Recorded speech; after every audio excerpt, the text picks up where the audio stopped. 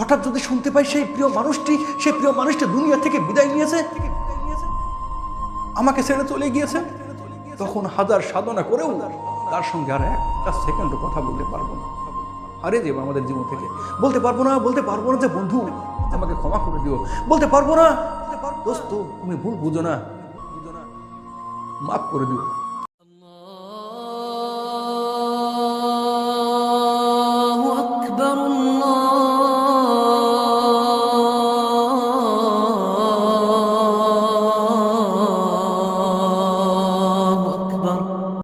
নাহমাদুহু ওয়া নুসাল্লি আলা রাসূলিহিল কারীম, আম্মা বা'দ, আউযু বিল্লাহি মিনাশ শাইতানির রাজীম, বিসমিল্লাহির রহমানির রহিম। রব্বি ইশরাহ লি সাদরি ওয়া ইয়াসসির লি আমরি ওয়াহলুল উকদাতাম মিন লিসানি ইয়াফকাহু কওলি ওয়াজআল ওয়াজিরাম মিন আহলি। আলহামদুলিল্লাহ, সকল প্রশংসা মহান আল্লাহ তাবারক ওয়া তাআলার, যিনি আমাদেরকে সৃষ্টির শ্রেষ্ঠ মানুষ রূপে দুনিয়ায় পাঠিয়েছেন। আল্লাহকে রাজি খুশি ও সন্তুষ্ট করে পরকালে জান্নাত লাভ করা, এটাই হচ্ছে আমাদের একমাত্র উদ্দেশ্য। তো আমরা যদি জান্নাত লাভ করতে চাই, স্রষ্টার সকল সৃষ্টিকে ভালোবাসতে হবে। আল্লাহ তাবারক ওয়া তাআলা বলেন, যদি আমাকে তুমি ভালোবাসতে চাও তাহলে প্রথমে আমার সৃষ্টিকে ভালোবাসো। কারো প্রতি হিংসা বিদ্বেষ মনে পোষণ করে জান্নাত লাভ করা যাবে না। রাসূল সাল্লাল্লাহু আলাইহি সাল্লাম একদিন সাহাবীদেরকে নিয়ে মসজিদে বসেছিলেন। হঠাৎ তিনি বললেন, একটু পরে যে ব্যক্তি এখানে আসবে সে জান্নাত। সবাই অবাক হয়ে গেল, কে এখানে আসবে আর কে জান্নাতি? অনেকে মনে করেছিল হয়তো হযরত আবু বকর রাদিয়াল্লাহু আনহু হবে, অনেকে মনে করেছিল হয়তো হযরত ওমর রাদিয়াল্লাহু আনহু হবে, কারণ তারা উভয় আল্লাহর কাছ থেকে জান্নাতের সনদ প্রাপ্ত। সবাই অপেক্ষা করছেন, মসজিদের দরজার দিকে তাকিয়ে আছেন, কে আসে, প্রত্যেকটা মুহূর্ত গুনছেন। হঠাৎ এমন সময় সবাই অবাক করে দিয়ে একজন অতি সাধারণ সাহাবী প্রবেশ করলেন। অনেকে হয়তো তার নামও জানতো না, সবাই অবাক হয়ে গেলেন, আরে এর কি এমন আমল আছে যে রাসূল সাল্লাল্লাহু আলাইহি সাল্লাম বললেন সে জান্নাতে যাবে? এর পরের দিন একই ঘটনা ঘটলো। রাসূল সাল্লাল্লাহু আলাইহি সাল্লাম বললেন, একটু পরে যে আসবে সে জান্নাতে হবে। সবাই অপেক্ষা করছে, দরজার দিকে তাকিয়ে আছে। এরপর দেখা গেল ঠিক একই ব্যক্তি, ওই একই লোকটা মসজিদে ঢুকলো। সবাই অবাক হয়ে গেল।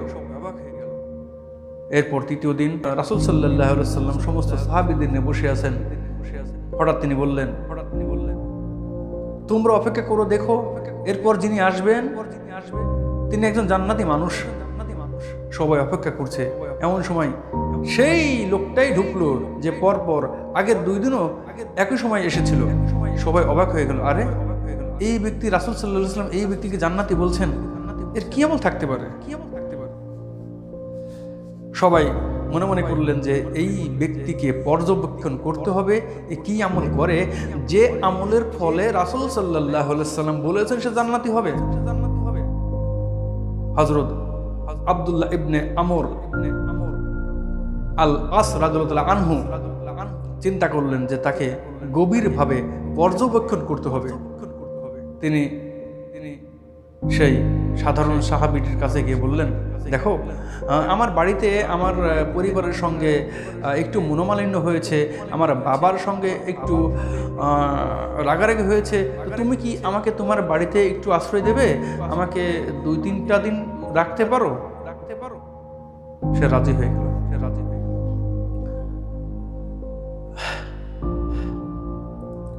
হযরত আব্দুল্লাহ ইবনে আমর আল আস রাদিয়াল্লাহু আনহু সেই সাহাবীর সঙ্গে তার বাড়িতে গেলেন। তিনি তাকে সারা দিন লক্ষ্য করলেন যে সে বিশেষত কি আমল করে যার ফলে সে রাসূল সাল্লাল্লাহু আলাইহি ওয়াসাল্লামের মুখ থেকে জান্নাতি ঘোষণাপ্রাপ্ত হয়েছে। সারাদিন তাকে লক্ষ্য করলেন, কোনো আমল পাওয়া গেল না। ঠিক অন্যান্য দিনের মতোই সাধারণ কাজকর্ম, অতি সাধারণ কাজকর্ম, পরিবারের জন্য সওদা, বিভিন্ন কাজকর্ম করতে লাগলো। আমর ইবনুল আস রাদিয়াল্লাহু আনহু মনে করলেন হয়তো রাত্রে গভীর রাত্র জেগে সেই ইবাদত বন্দেগী করে তাহাজ্জুদ নামাজ পড়ে, এই জন্য হয়তো রাসূল সাল্লাল্লাহু আলাইহি ওয়াসাল্লাম তাকে জান্নাতি মানুষ বলেছেন। তিনি লক্ষ্য করলেন যে রাত্রে সে কী আমল করে। তিনি দেখলেন যে যথারীতি সে রাত্রের ঈশার নামাজ পড়ে ঘুমোতে গেল, আবার সকালে উঠলো, সকালে ওঠার পরে সে ফজরের নামাজ আদায় করলো। তিনি অবাক হয়ে গেলেন। এভাবে প্রথম দিন কেটে গেল, দ্বিতীয় দিনে একই কাজ ঘটলো। তিনি তাকে সারাদিন লক্ষ্য করলেন, এমন কোনো আমল পেলেন না যে যার কারণে তাকে আলাদাভাবে বিশেষায়িত করা যায়। এরপর রাত্রেবেলা লক্ষ্য করলেন, ঈশার নামাজ পড়লে যথারীতি ঘুমিয়ে পড়লো, তারপরে সকলে একটা ফজর নামাজ পড়লো। তৃতীয় দিন তিনি গভীরভাবে তাকে পর্যবেক্ষণ করলেন, কিন্তু এদিনও তিনি তেমন কিছু পেলেন না। যথারীতি 5 ওয়াক্ত নামাজ আদায় করলেন, তারপর ঈশার নামাজ পড়লেন, ঘুমিয়ে গেলেন, সকাল উঠে ফজর নামাজ পড়লেন। তিনি অধৈর্য হয়ে গেলেন। তিনি তাকে বললেন, দেখো, আমি তোমাকে একটা সত্য কথা বলছি, আমার বাবার সঙ্গে আমার কোনো রাগারাগি হয়নি, আমার পরিবারের সঙ্গে আমার কোনো ঝগড়াঝাটি হয়নি। আমি তোমার কাছে কয়েকটা দিন থাকার জন্য তোমাকে অনুরূপ কথা বলেছিলাম। কেন বলেছিলাম? রাসূল সাল্লাল্লাহু আলাইহি ওয়াসাল্লাম তোমাকে জান্নাতে বলেছেন। কেন বলেছেন? আমি তোমার আমলগুলো সম্পর্কে একটু খোঁজ খবর নিতে এসেছিলাম। তো আমি তোমার মধ্যে এমন কোনো বিশেষত্ব পেলাম না যেটা অন্যদের থেকে তোমাকে আলাদা করা যায়। তো তুমি কি আমাকে বলতে পারো কেন রাসূল সাল্লাল্লাহু আলাইহি ওয়াসাল্লাম তোমাকে জান্নাতি মানুষ বলেছেন? সেই সাহাবী বলল, আমি তো জানি না কেন রাসূল সাল্লাল্লাহু আলাইহি ওয়াসাল্লাম এই কথা বলেছেন, আমি তো আলাদাভাবে কোনো আমল করি না। তখন আব্দুল্লাহ ইবনে আমর আল আস রাদিয়াল্লাহু আনহু বললেন, আচ্ছা ঠিক আছে, আমাকে বিদায় দাও। তিনি বিদায় নিয়ে বাড়িতে চলে যাচ্ছিলেন। হঠাৎ সেই সাহাবী তাকে ডাক দিয়ে বলল, শুনুন, আপনাকে তো একটা কথা বলা হয়নি। সেটা হচ্ছে যে আমি যখন রাত্রে নামাজ পড়ে ঘুমোতে যাই, তখন আমি সবাইকে ক্ষমা করে দিই।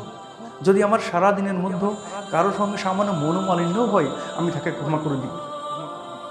যদি আমার কারোর সঙ্গে কথা কাটাকাটি হয়, আমি তাকে ক্ষমা করে দিই। এগুলো আমি মনে রাখার চেষ্টা করি না। আমি খুঁজে বের করার চেষ্টা করি কার সঙ্গে আমার মনোমালিন্য হয়েছে। আমি আল্লাহর কাছে হাত তুলে বলি, হে আল্লাহ, তাদেরকে ক্ষমা করে দিন, তাদেরকে হিদায়াত দিয়ে দিন। তখন আব্দুল্লাহ ইবনে আমর আল আস রাদিয়াল্লাহু আনহু বললেন, হ্যাঁ, এই জন্যই বলি রাসূল সাল্লাল্লাহু আলাইহি ওয়াসাল্লাম তোমাকে কেন জান্নাতে বলেছেন, কেন আলাদা বলেছেন। হ্যাঁ, এই জন্যই তুমি সবার থেকে আলাদা, সবার চেয়ে স্বাতন্ত্র মণ্ডিত, একটা আলাদা বৈশিষ্ট্যের অধিকারী। এই জন্য রাসূল সাল্লাল্লাহু আলাইহি ওয়াসাল্লাম তোমাকে জান্নাতি বলেছেন। আল্লাহ আকবার। আসলে লোভ, হিংসা, স্বার্থপরতা, অহংকার মানুষকে শেষ করে দেয়। কারো প্রতি বিন্দু মাত্র অহংকার করা যাবে না। নিজেকে কখনো উত্তম ভাবা যাবে না। আমি অপর চেয়ে বেশি উত্তম, এটা কখনো ভাবা যাবে না।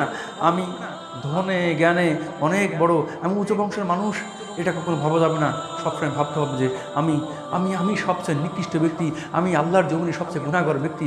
এই বলে আল্লাহর কাছে ক্ষমা চাইতে হবে, আল্লাহ আমাকে মাফ করে দাও, আমি সবচেয়ে নিকৃষ্ট ব্যক্তি।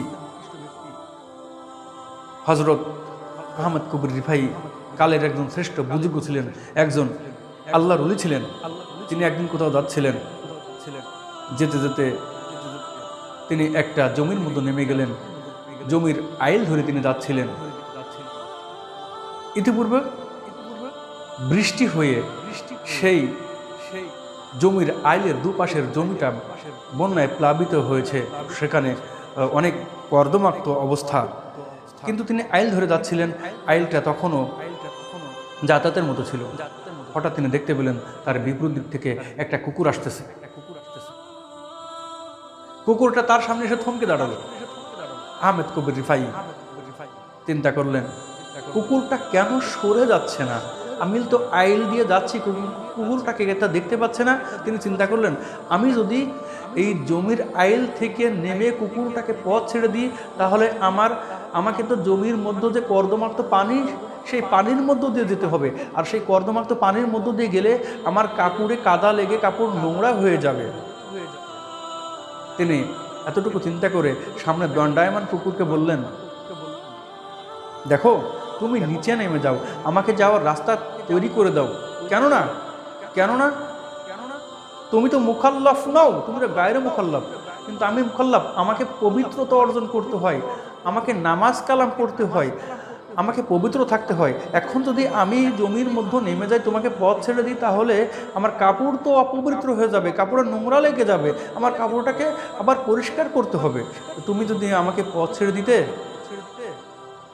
এই কথা বলার পরপরই হঠাৎ হঠাৎ তিনি যেন শুনতে পেলেন যে, হে আহমদ কবির রিফাই, তুমি কি মনে করো, আমি যে মানুষ আর সে কুকুর, সে অধম, সে নিচে নেমে যাক, তুমি এটা মনেই করে তো আমাকে নিচে নামতে বললে? কেন তুমি এখন আমাকে নিচে নামতে বললে? ইচ্ছা হলো তুমি পথ ছেড়ে দাও, আমি যাই। আমি কেন পথ ছেড়ে দেবো? আমি কেন কাদার মধ্যে নামবো? তুমি নেমে যাও, আমি এগিয়ে চলে যাই।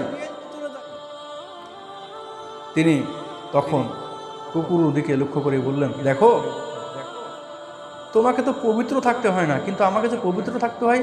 তোমার উপর তো শরীয়তের কোনো বিধান নেই, কিন্তু আমার উপর শরীয়তের বিধান রয়েছে। আমাকে পবিত্র থাকতে হবে, আমাকে নামাজ কালাম পড়তে হবে, এই জন্য তুমিই পথটা ছেড়ে দাও।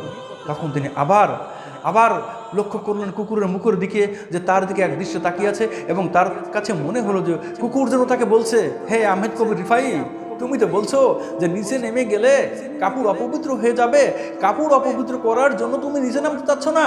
আর তুমি কি মনে করো তুমি উত্তম, আমি অধম কুকুর বলে আমি নিচে নেমে তোমাকে পথ ছেড়ে দেবো, এটা তুমি ভাবছো? এতে তো তোমার অন্তরে কালিমা লেপন হয়ে গেল। আরে কাপড়ে কাদা লাগলে তো সেটা পরিষ্কার করা যাবে, কিন্তু তুমি নিজেকে উত্তম ভাবছো, আমাকে অধম ভাবছো, যার কারণে তোমার অন্তরতে কালিমা লেপন হয়ে যাচ্ছে। এই কালিমা কিভাবে পরিষ্কার করবে? এটা যখনই আহমেদ কবির রিফাই ভাবলেন, তখন আটকে উঠলেন, হাই হাই, আমি কেন তাকে নিচে নেমে যেতে বললাম? আমি তাকে অধম ভাবলাম, আর আমি উত্তম ভেবে তাকে অধম ভেবে নিচে নেমে যেতে বললাম। না, এটা হতে পারে না। তখন আহমেদ কবির নিচ দিয়ে নেমে গেলেন, নিচ দিয়ে নেমে কুকুরকে পথ ছেড়ে দিলেন।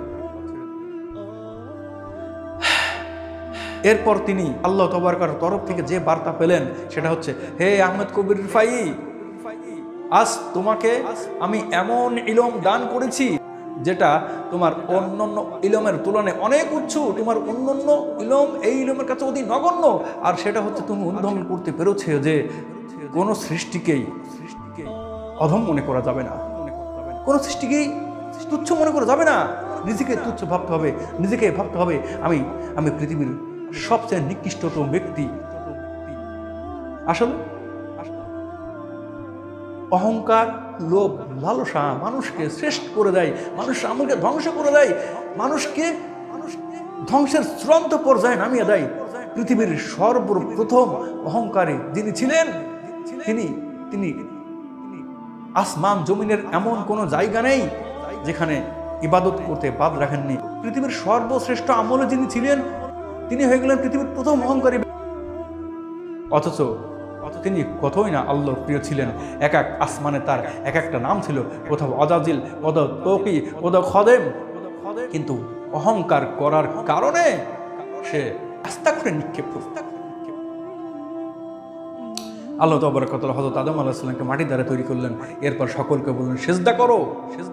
একমাত্র ইবলিস সে অহংকার করে বলল, আমি কেন সিজদা করব? কারণ আমি আগুন থেকে তৈরি, আমি তো আগুন থেকে তৈরি, আর আদম মাটি থেকে তৈরি। আমি আদমের চেয়ে উত্তম, আমি আগুন থেকে তৈরি, আমি কেন অধমকে সিজদা করব? এটা আমার দ্বারা সম্ভব নয়। তখন আল্লাহ তাবারকাতুল্লাহ বললেন, তুই দূর হয়ে যাবি বিতাড়িত শয়তান। চিন্তা করুন, যেখানে সর্বশ্রেষ্ঠ আমল যে ছিল, আল্লাহর কাছে সর্বাধিক প্রিয় যে ছিল, আসমান জমিনে সর্বত্র যার সেজদা ছিল 1,85,000 বছরের ইবাদত নিমিষেই শেষ।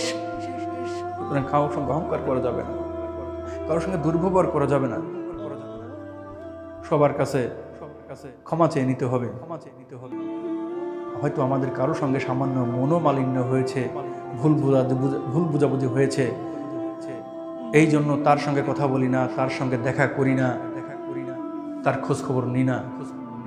কিন্তু যদি এমন হয়, হঠাৎ যদি শুনতে পাই আমাদের সে প্রিয় ব্যক্তি যার সঙ্গে সামান্য বিষয় নিয়ে মনোমালিন্য হয়েছে, কথা কাটাকাটি হয়েছে, যার ফলে একজন আরেকজনের সঙ্গে দেখা পর্যন্ত করি না, হঠাৎ যদি শুনতে পাই সেই প্রিয় মানুষটি দুনিয়া থেকে বিদায় নিয়েছে, আমাকে ছেড়ে চলে গিয়েছে, তখন হাজার সাধনা করেও তার সঙ্গে আর একটা সেকেন্ড কথা বলতে পারবো না, হারিয়ে যাবো আমাদের জীবন থেকে। বলতে পারবো না যে বন্ধু আমাকে ক্ষমা করে দিও, বলতে পারবো না দোস্ত তুমি ভুল বুঝো না, মাফ করে দিও, মাফ চাওয়ার সুযোগ পাবো না। এর জন্য কিন্তু আমরা আল্লাহর কাছে ঠিক না, রাসূল সাল্লাল্লাহু আলাইহি ওয়াসাল্লাম বলেছেন, যদি কেউ জান্নাতে যেতে চায় সে যেন কারো সঙ্গে অহংকার না করে,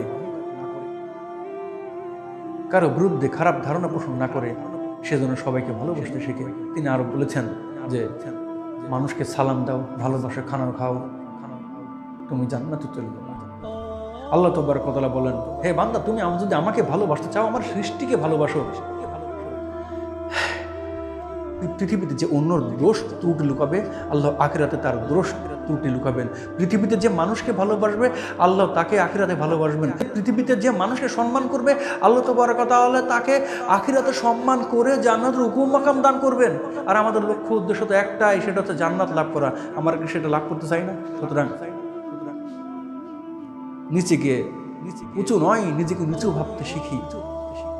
মনে করি যে আমি পৃথিবীর সর্বশ্রেষ্ঠ পাবি, আমি তুচ্ছ ব্যক্তি, হে আল্লাহ আমাকে ক্ষমা করে দিন।